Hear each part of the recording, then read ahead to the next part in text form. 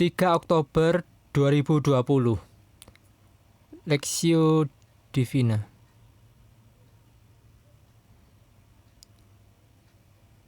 Dua Korintus pasal 2 ayat 5-11. Tetapi jika ada orang yang menyebabkan kesedihan, maka bukan hatiku yang disedihkannya, melainkan hati kamu sekalian. Atau sekurang-kurangnya, supaya jangan aku melebih-lebihkan hati beberapa orang di antara kamu. Bagi orang yang demikian, sudahlah cukup teguran dari sebagian besar dari kamu. Sehingga kamu sebaliknya harus mengampuni dan menghibur dia, supaya ia jangan binasa oleh kesedihan yang terlampau berat. Sebab itu, aku menasihatkan kamu supaya kamu sungguh-sungguh mengasihi dia. Sebab justru itulah maksudnya aku menulis surat kepada kamu, yaitu untuk menguji kamu, apakah kamu taat dalam segala sesuatu. Sebab barang siapa yang kamu ampuni kesalahannya, aku mengampuninya juga. Sebab jika aku mengampuni, seandainya ada yang harus kuampuni, maka hal itu kubuat oleh karena kamu di hadapan Kristus, supaya iblis jangan beroleh keuntungan atas kita, sebab kita tahu apa maksudnya. Memberi pengampunan, sehingga kamu sebaliknya harus mengampuni dan menghibur dia, supaya ia jangan binasa oleh kesedihan yang terlampau berat. 2 Korintus 2 ayat 7.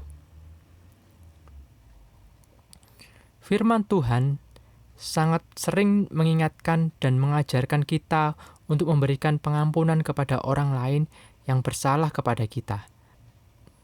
Bahkan dalam doa yang Yesus ajarkan terdapat ajaran untuk mengampuni. Hal ini menunjukkan bahwa mengampuni adalah hal yang Allah benar-benar minta untuk kita lakukan. Janji maupun komitmen untuk mengampuni mungkin kita seringkali utarakan di hadapan Tuhan. Namun, berapa kali kita berhasil mengampuni?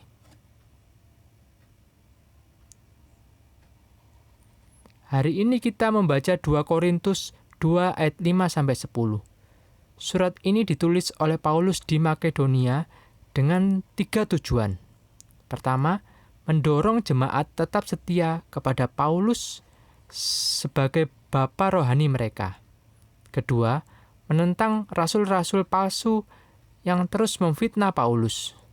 Ketiga, menegur mereka yang percaya kepada rasul-rasul palsu itu. Kondisi Paulus sungguh amat tidak mudah pada waktu itu. Dengan banyaknya fitnahan, Rasul Paulus yang meruntuhkan integritasnya. Apabila kita berada pada posisi Paulus, akan sangat mudah bagi kita untuk marah maupun mengeluh. Namun, pada 2 Korintus 2 ayat 5-10, Paulus mengajak jemaat untuk mengampuni dan menghibur mereka yang telah mendukakan hati Paulus. Ayat 7, bahkan mengasihi mereka. Sebab itu aku menasihatkan kamu supaya kamu sungguh-sungguh mengasihi dia. Ayat 8. Tidak sampai di sana, Paulus memberikan keteladanannya dengan juga rela mengampuni mereka yang memfitnah Paulus. Sebab barang siapa yang kamu ampuni kesalahannya, aku mengampuninya juga. Ayat 10a. Paulus sungguh memiliki hati yang besar, namun dia sadar bahwa dia adalah hamba Tuhan yang tidak mampu untuk mengampuni tanpa teladan dan kekuatan dari Kristus. Sebab jika aku mengampuni, seandainya ada yang harus kuampuni, maka hal itu kubuat oleh karena kamu di hadapan Kristus. Ayat 10b. Setiap pengampunan datangnya dari Kristus sendiri. Dikala kita sulit mengampuni, berdoalah dan memohonlah kepada Tuhan, sehingga hati yang besar dan lapang itu dianugerahkan kepada kita, karena kita mengampuni. Kita dapat memuliakan Allah, serta kehidupan kita tidak dipakai oleh si jahat. Amin. Mengampuni bukan merupakan hal yang mudah. Hanya Kristus yang dapat memberikan kasih terbesar untuk kita dapat mengampuni.